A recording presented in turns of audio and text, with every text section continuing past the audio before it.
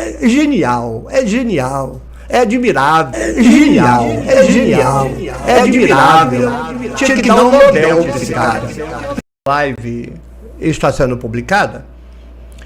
É um comentário de um rapaz, mas muitos comentários são assim, que ficam tentando entender Gênesis 3, 2, 3, com o antes e o depois.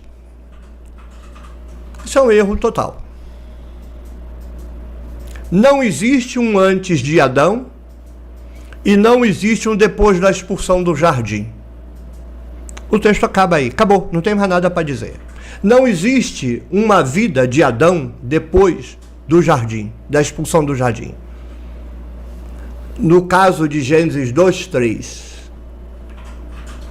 Não, professor, ele teve filhos, não tem nada mais a ver com o texto de Gênesis 2, 3. O capítulo 4 de Gênesis não tem nada a ver com o capítulo 2, 3. Nada. É outra história. Outro cara inventou. Então o objetivo aqui é esclarecer a você, caso você tenha interesse, quando você estiver lendo a Bíblia, para você não fazer papel de besta. Na igreja, você é levado a fazer papel de besta porque a igreja é a escola de besta. O sujeito aprende tudo errado. Conteúdo errado, processo errado, pressuposto errado, conclusão errada, tudo errado. Lamento. Papo reto. Você não concorda comigo, não tem problema. Fica lá na sua igreja. Daqui a 30 anos você volta, poxa, né? Volta o cão abandonado com a sua orelha de abano. Teve chance. O cavalo passou selado, não montou, já era. O que eu posso fazer, né?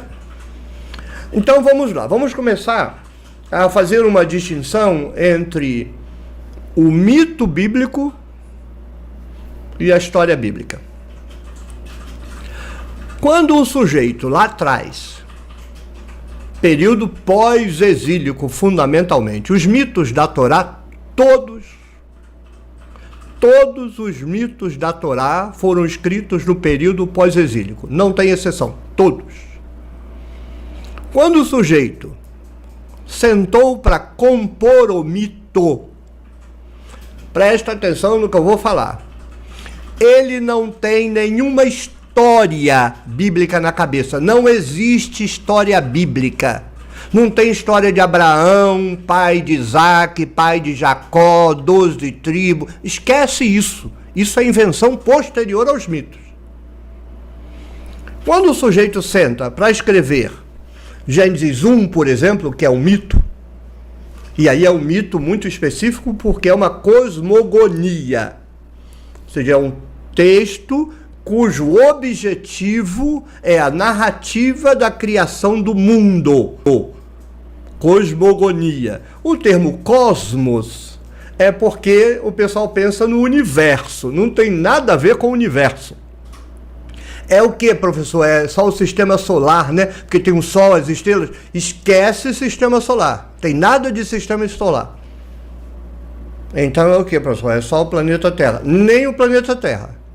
É só o ecúmeno, a abóbada celeste, onde o Sol está, para eles, o Sol está na abóbada celeste, a Lua que está na abóbada celeste, as estrelinhas que estão na abóbada celeste, o horizonte e o ecúmeno. A palavra ecumenismo vem disso, ecúmeno.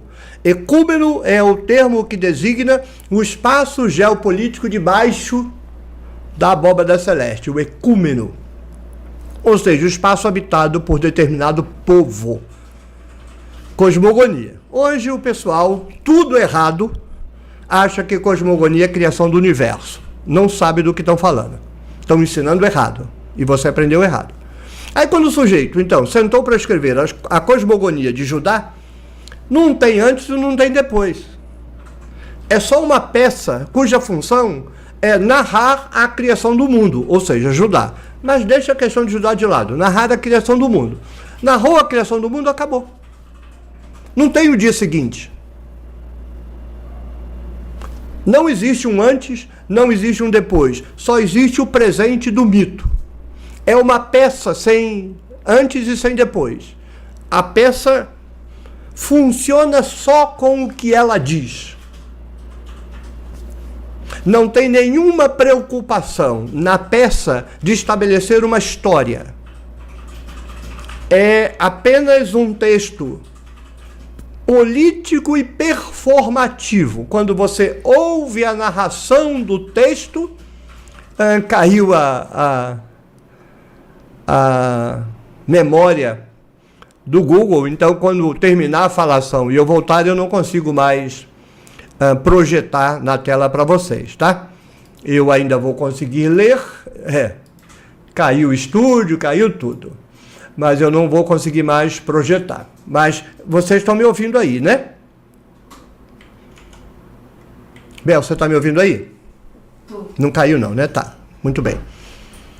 O escritor do mito não tem uma pretensão de construir uma história. Ele tem a pretensão de representar político-performaticamente a emergência do mundo criado. E mundo criado, para eles, é a organização geopolítica de um povo num território determinado sob um governo específico. A coroa, o rei. Então, se Gênesis 1 foi escrito, é porque você tem um rei, você tem um povo, você tem o território. Terminou a inauguração, acabou. Não tem o dia seguinte. Uma analogia. Eu acabei de jogar já 2 vezes Clair Obscur. É um jogo claro escuro, né? Eu acho que é assim. Um jogo muito bom, né? Candidato a o jogo do ano, na minha opinião. Aí ele começa, tem lá um enredo, então começa, termina e pronto. Aí você pode ficar imaginando o que você quiser, mas o jogo não tem uma pretensão. Alguém pode, uma outra equipe pode criar uma continuação? Pode. Se quiser criar uma continuação, pode. Alguém pode criar uma continuação, se quiser, de Gênesis 1? Pode. Mas a função de Gênesis 1 não é ter continuação. A função de Gênesis 1 é cumprir uma função ritual, que é a inauguração digamos assim, você acabou de construir Brasília e você faz lá a cerimônia de inauguração de Brasília. As cerimônias de inauguração são resíduos seculares dos ritos de leitura de cosmogonia do passado. Então, assim como na inauguração de uma cidade, você tem lá a corta-fita, na inauguração, lançamento de um navio ao mar, você vai lá, quebra uma garrafa de vinho, de champanhe no navio, aquelas coisas. Os ritos de inauguração de hoje são resquícios secularizados dos ritos cosmogônicos do passado. Essas pedras fundamentais que a gente coloca, né? Aí no dia seguinte da inauguração, tem alguma coisa para fazer? Não. Acabou a inauguração. Esses textos cosmogônicos, eles se fragmentam em pequenos rituais. Então, quando o sujeito vai construir a casa dele, quando a casa está pronta, ele lê o texto cosmogônico, porque é uma evocação mágica, né, da cosmogonia para a casa dele. Quando o sujeito ficava doente, era lido o rito cosmogônico, porque os sacerdotes e magos que cuidavam dele evocavam o retorno do doente às águas da criação para sair renovado. O livro de Jó, por exemplo, o capítulo 3, começa assim, ele começa evocando que o dia da criação dele não tenha acontecido, né? Que seja treva e não luz, antes fosse treva. Ele simplesmente quer que a existência dele desapareça, porque não tem mais serventia, ele sofre muito. Isso tem a ver com o fato de que os curadores da época recitavam os ritos cosmogônicos. O batismo por imersão que os judeus praticavam tem a ver com a evocação mágica do rito cosmogônico. O velho homem é mergulhado na água, as águas da criação, e quando ele é tirado da água é uma nova criação. Como diz em Isaías 65, eis que eu crio novos céus e nova terra. Por quê? Porque o céu velho e a terra velha afundou na água. Você está vendo que céu nenhum afundou em água nenhuma. Isso é mito. E é mito cosmogônico. Quando a nação é construída, o céu e a terra saem das águas, por assim dizer. Quando a nação é destruída, o céu e a terra voltam para as águas. Então, quando mergulha o cara nas águas, a criação velha, o homem velho, mergulhou nas águas. Quando tira ele das águas, nova criatura. Como diz no Novo Testamento, né? Nova criatura. Ou seja, é uma função ritual. É como pasta de dente. Para que você usa? Para escovar o dente. O rito cosmogônico não é uma história. Não tem uma função narrativa como um capítulo de uma história. É uma peça com começo, meio e fim, acabou. Ela vai ter usos específicos que são esses que eu acabei de dizer. Construção de uma casa, o doente, o batismo, etc, etc. Quando Jerusalém foi destruída, na década de 70, um judeu lá ficou desesperado da cabeça, o escritor de Apocalipse é judeu, e ele roga uma praga cosmogônica, porque ele quer que Jerusalém seja reconstruída, ou seja, ele quer uma nova criação. Jerusalém não tem nada a ver com o que você ouve por aí, né? Jerusalém, Apocalipse. Apocalipse é uma praga cosmogônica por conta da destruição de Jerusalém. E o escritor, como conhece o mito cosmogônico, sabe que Jerusalém sai das águas da criação, aí ele pensou, ele foi muito genial, né? Mas que porcaria é essa história de Jerusalém sair das águas? Tinha Jerusalém antiga, afundaram ela nas águas, aí Yahvé criou outra Jerusalém, afundaram nas águas de novo. Não adianta nada Jerusalém sair das águas de novo, porque vai afundar de novo. Então, na minha praga cosmogônica, Jerusalém não vai sair mais das águas, o mar não existe mais. Jerusalém desce do próprio templo celeste. É genial, é genial. Não pelo que se faz com ele nas igrejas, que é tudo titica homilética. Mas a genialidade do escritor é fantástica. Então, mito é isso. Gênesis 2:3 é mito. Não é história. Não tem um antes. Não tem um depois. Mas com quem os filhos de Adão e Eva vão casar? Com ninguém, porque não é interesse da narrativa, não é uma história. A função de Gênesis 2:3 está restrita aos elementos internos intrínsecos do mito. Só entende o mito quem entende o uso do mito. Acabou. Não adianta você ficar com um pedaço de papel. Você quer pastilha para garganta? É o preço de gravar muito vídeo. Aí você pega lá um pedaço de papel, tem aqui um mito. Aí o sujeito passa 13 anos estudando o papel, aí vem com a teoria do mito. Pode jogar na vala, joga no lixo. Perdeu 13 anos da sua vida. Você só vai entender o mito quando você entender o uso dele. Mito não é papel.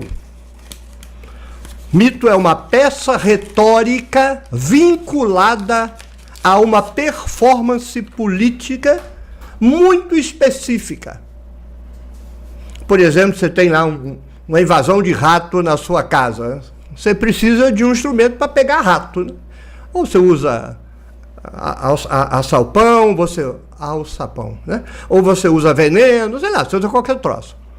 O sujeito tem uma questão específica e ele então vai compor um mito para resolver aquela questão específica. Então o problema do cara ficar 13 anos estudando um mito, não é que ele gastou 13 anos em cima do mito, ele tem que gastar, eventualmente mais. É que ele tem que gastar com o mito e se perguntando sobre o uso instrumental disso na origem. O cara que escreveu isso, escreveu para quê? O significado daquele mito só está vinculado ao uso que o escritor fez. Por isso que Jung é uma cavalgadura. Verdade profunda de mito é uma estupidez, uma imbecilidade completa. É religião disfarçada de sabedoria. Burrice. Porque o único significado histórico do mito é aquele para o qual ele foi composto. Acabou. Professor, mas eu posso pegar o mito e você pode fazer o que você quiser com o mito. Faça o que tu quiser. Mas você entendeu o mito? Não. E nesse canal nós não estamos aqui para usar as coisas, nós não estamos aqui para ser livres para fazer o que a gente quiser com o texto, não. Quem quer ser livre para fazer o que quiser com o texto, vai para esses canais aí que o pessoal que gosta, qualquer porcaria tá ótimo. Aqui não. Aqui a gente quer entender o que o autor disse, aqui a gente quer falar com o defunto. Bota o defunto para falar. Vamos entender para que ele escreveu o texto.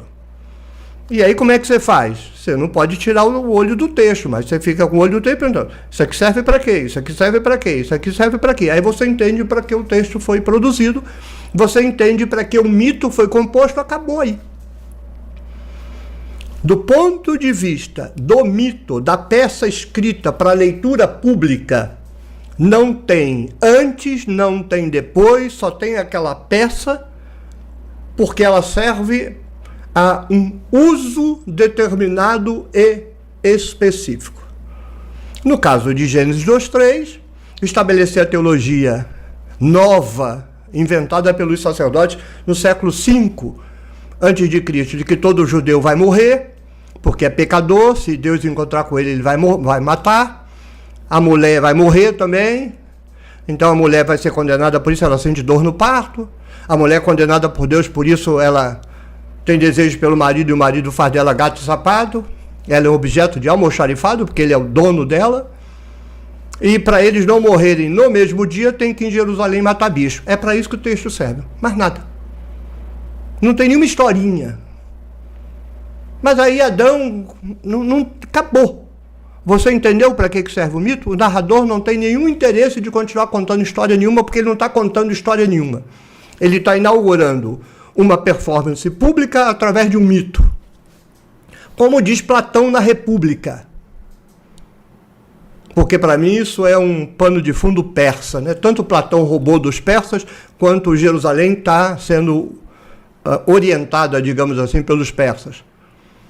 Platão diz na República, segundo Marcel Detienne, em A Invenção da Mitologia, o governador da cidade Bela, Bela meus ovos, mas o governador da cidade Bela tem um propósito, ele quer que os cidadãos tenham um comportamento determinado, então ele quer que o cidadão não faça mijo no muro. Então o que ele faz? Ele manda o mitoplasta comprar o mito. O muro é mais ou menos como no Stranger Things, ele abre um buraco assim, se você estiver mijando, ele vai engolir seu pinto. Aí ele conta aquele mito. Para quê? Para os caras conhecerem o mito e a hora que for mijar na parede ficar com medo de abrir um buraco ali e engolir o pinto dele. É para isso que serve o mito. Não fala a racionalidade. Não é educação. É por medo, cabresto, controle. E é para isso que serve. Ninguém vai perguntar, mas o que tem do outro lado do buraco? O mito está se lixando para o outro lado do buraco. O buraco foi uma invenção para o cara ficar com medo de botar o pinto para fora. Tudo bem? Mas o tempo passa. A narrativa sobrevive. Hoje a pastorada, os teólogos, exegeta, pseudo-exegeta, não usam esses textos, tudo fora do contexto. Fala um monte de troços, tem mínima ideia do que está falando. Monta uma história, Gênesis 1, 2, 3, 4. Gente, é ridículo. Totalmente ridículo. Isso hoje, século XXI. A gente manda a gente para o espaço e o sujeito não sabe ler um pedaço de papel. Lá atrás aconteceu a mesma coisa. Se hoje é compreensível, muito mais no passado, né? Os caras começam a instrumentalizar aquelas histórias, o povo todo já foi controlado, aqueles mitos já foram todos bem-sucedidos, o judeu já está encabrestado, o mito tinha uma função de inaugurar um comportamento. O comportamento já está fixado na cultura pela catequese geracional. A avó para a mãe para a filha para a neta, neta para a bisneta.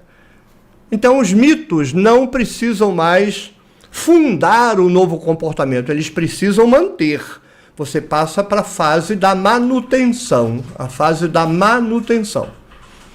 Aí a vida religiosa dessas pessoas, o desenvolvimento político, teológico, cultural dessas pessoas, começa a fazer com que elas suscitem questões, perguntas, em cima, inclusive, dos derivados mitológicos. Isso gera uma pressão. A segunda e principal pressão é que o cenário geopolítico se altera. A hora que o cenário geopolítico se altera, você precisa dar novas explicações, porque o cenário sempre precisa ter uma explicação teológica ortodoxa. O ortodoxo tende a ser imutável. Por isso ele é conservador. Não tem conserva? Me dá aí pepinos em conserva. O pepino está conservado, né? O conservador é isso, ele mumifica determinada circunstância histórica porque ela está homologada por uma interpretação teológica. Mentirosamente, porque toda teologia é mentira, toda teologia, toda teologia é mito, e todo mito, todo é mentira, toda teologia é mentira, mas essa mentira está homologada por uma suposta revelação divina, aí o cenário muda. Hora que o cenário muda, como é que fica a explicação divina? Você tem que mudar a explicação divina. Como são gerações diferentes, né? A pessoa não percebe que o staff clerical é tudo picareta. Hoje ele dá uma explicação, amanhã inventa outra, daqui a 100 anos outra, tudo conservador, meus ovos. Eles conservam a boa vida deles. O dinheiro, que não é do mundo, né? Se o clero fosse o que dizia, não queria dinheiro. Não, ninguém vai dar dízimo. Dízimo, dinheiro é do mundo. Vocês vão dizimar a oração. 10% do seu dia você vai passar de joelho orando. Dinheiro não, dinheiro é do mundo. Aí como é que a gente vai comer? Deus dará. Já viu igreja assim? Nem vai ver, porque é tudo conversa fiada. Tudo. Aí lá atrás muda o cenário geopolítico. Você tem que dar novas explicações. Também as pessoas... Oi, Bel. Não estou rindo aqui. As pessoas, por sua vez, também estão começando a fazer essas perguntas idiotas, né? Adão tinha um umbigo? Porque a criancinha nasce com um umbigo, né? Porque é o cordão umbilical. Mas Adão não nasceu, então ele tinha um umbigo? Essas perguntas nascem não da mudança do contexto geopolítico, nascem do dia a dia, né? O camarada está lá na roça, a mulher está lá amassando o trigo, e aí ficam os pensamentos. Aí vem um pensamento desse, mesmo o pessoal de igreja tem esse pensamento, a mulher está lá lavando a louça, vem aquele pensamento, pastor não gosta disso, ela para de pensar. Se o pastor não dissesse que não podia, toda dona de casa seria crítica bíblica. Porque quantas donas de casa já não se depararam com as contradições dos textos? Só que aí joga fora porque não é coisa de Deus, né? Aí surge então a fase de você não construir mitos para a performance do povo. É engraçado, os mitos mesmo, estão na origem do Templo de Jerusalém. Depois já começa o processo da explicação teológica do contexto geopolítico. Porque você tem um contexto dado, uma situação histórica dada, e você tem uma cultura teológica instalada. Qual é a cultura teológica instalada a partir da pregação desses mitos do Templo de Jerusalém? Em Judá, só temos um Deus, eles não eram monoteístas.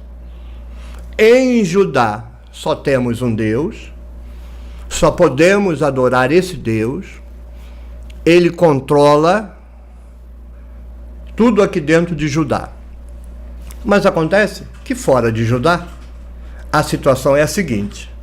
Você tem um império, primeiro o persa, depois o grego, depois o romano. Está vendo que o judeu nunca mais pôde pensar, a não ser dentro da caixinha em que ele era um puxadinho do império? Judá se torna puxadinho do Império Persa no século VI, vai ser destruída pelos romanos no século I depois de Cristo e nunca mais voltará a existir. Israel de hoje não tem nada a ver. Judá e Israel acabaram. O Estado de Israel de hoje não tem nada a ver com Judá bíblica. Nada. Nem o povo. Nem o Estado, nem o povo. Nada. Só a usurpação das tradições. Mas isso qualquer um faz, até a igreja faz, né? Então, por isso, não vamos condená-los. Mas, então, fora de Judá, tem o Império, persa, grego, depois romano. O Império é dono de Judá. O Império tem uma divindade, no caso persa, Ahura Mazda, no caso grego, Zeus, o deus principal, que é o dono do território inteiro. O deus nacional, o deus cosmogônico. E Ahura Mazda, como deus nacional, é dono de tudo. Ele manda na Pérsia, na Babilônia, que é persa já, no Egito, que se tornou persa mais ou menos na mesma época que Israel, Judá reconstruiu Jerusalém. Não chegou na Grécia, né? No Egito. Então, o deus persa controla todos os países que compõem o Império Persa. Não controla os outros países, controla os países que compõem o Império Persa. Isso gera uma pressão teológica sobre o teólogo judeu de fazer Yahvé ser, no mínimo, tão poderoso quanto Ahura Mazda. Então, como é que os judeus começam a trabalhar? Eles param de olhar para Judá e olham para o império como um todo. Só o império, nada fora do império. Então, no mito, eles estão olhando para Judá. Gênesis 1 é Judá. Gênesis 2, 3, Judá. Não tem nada a ver com nada fora de Judá. Nada. Se você ler esses textos e colocar ali qualquer outra coisa que não seja Judá, você é analfabeto bíblico. Ponto. Mas agora a situação histórica mudou, porque tem um Deus do povo que de fato manda, que é o persa, tão importante que a principal categoria religiosa popular dos judeus vai se tornar persa, os persas, porque a palavra fariseu é os persas. E aí o judeu começa a fazer Yahvé ter o comportamento de Ahura Mazda. Ele não opera mais só sobre Judá, ele é o Deus do império inteiro. Ele controla os destinos da Pérsia, do Egito. Você vai lá em Jerusalém, em Isaías 45, quem traz o imperador Ciro pela mão para libertar os judeus é quem? É quem? Yahvé. Conversa fiada. Essa teologia, digamos assim, você chega para um persa, um adido cultural da Pérsia. Ô, seu adido cultural da Pérsia, quem é o Deus que controla o império? Ahura Mazda. Aí você olha para o império. Quem controla o império? Os persas. O mito bate com a realidade, não bate? Bate. Aí você chega para um sacerdote judeu, depois para um fariseu, que é um persa. Ô, seu sacerdote judeu, quem controla o Império Persa? Antes de tudo, as autoridades persas. Ele gosta do pescoço dele, né? Mas as autoridades persas, o malandro do Paulo vai repetir isso depois, são determinadas pela divindade. Sim, mas qual divindade? Yahvé. Ah, então o Deus judeu controla a humanidade? Ah, a humanidade não. O império inteiro? Sim. Isso é o que o judeu vai dizer. Agora vamos para a realidade. Olha para o mito. O mito diz assim, Yahvé controla o império. Agora você olha para o império. Quem controla o império? É o judeu ou é o persa? O persa. O que esse mito é? Titica de galinha.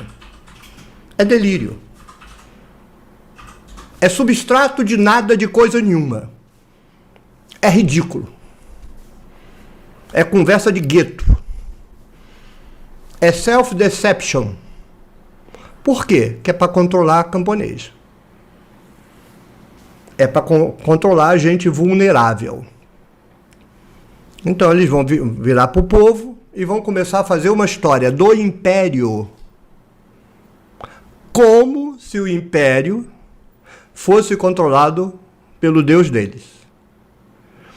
Aí vão dizer que um monte de língua que existe porque Yahvé alterou a língua do pessoal. Esse texto tecnicamente é um mito? Não. Ele não foi feito para uma performance pública específica. Ele não é um texto ritualizável.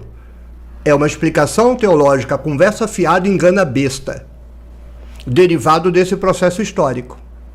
Se Yahvé controla o império, então por que